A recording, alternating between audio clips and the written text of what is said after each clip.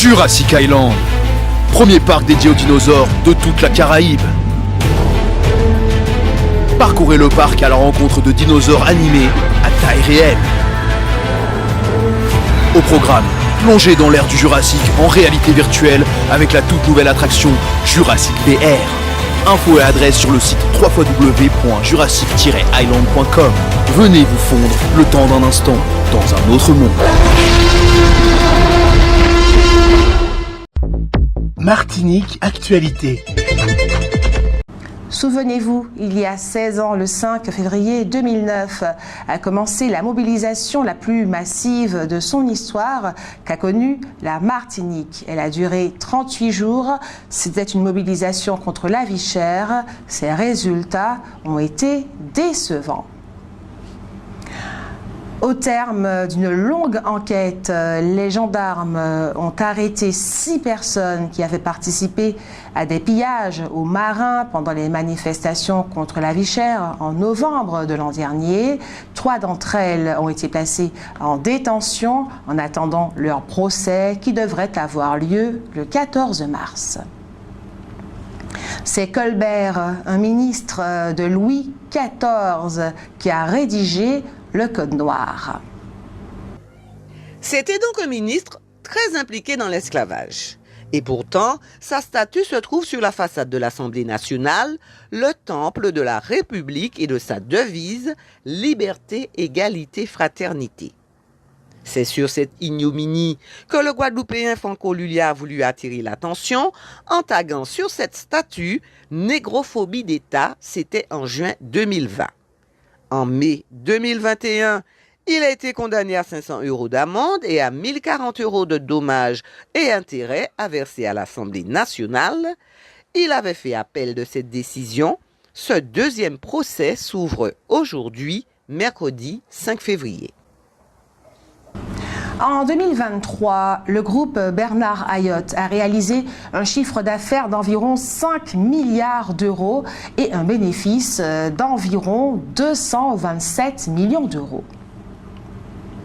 Tony Delcham était l'ami intime de Patrick Chamoiseau. Ils furent à un moment les écrivains les plus lus en Martinique.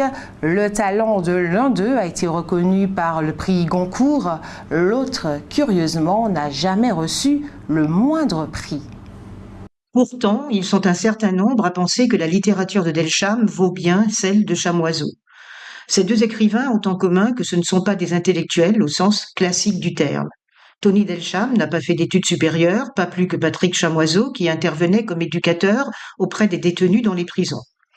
Il est dès lors amusant de voir ce dernier faire la leçon, comme ça a été le cas récemment, à des dizaines de professeurs qui, eux, ont fait des études parfois très poussées, allant jusqu'à l'agrégation, dans certains cas.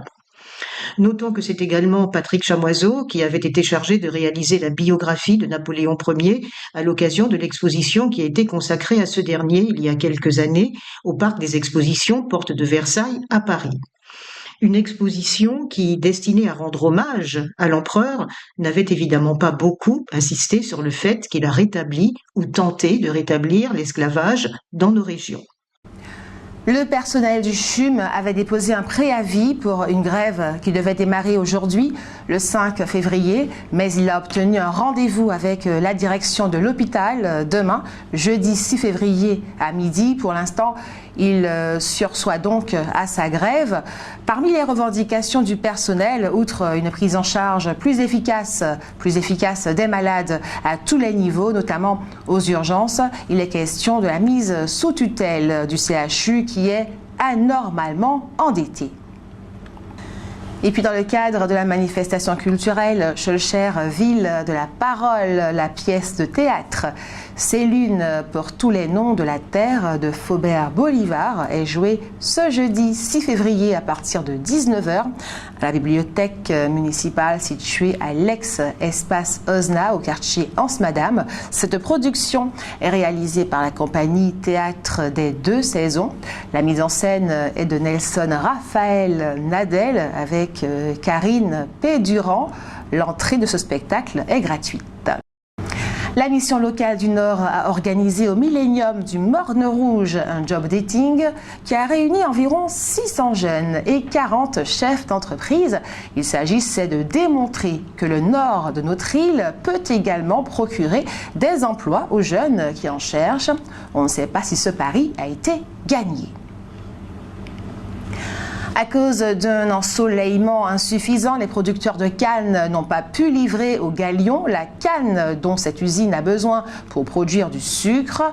De toute façon, cependant, se pose la question de l'utilité de cette usine qui produit 650 tonnes de sucre quand la Martinique en a besoin de 4500 tonnes.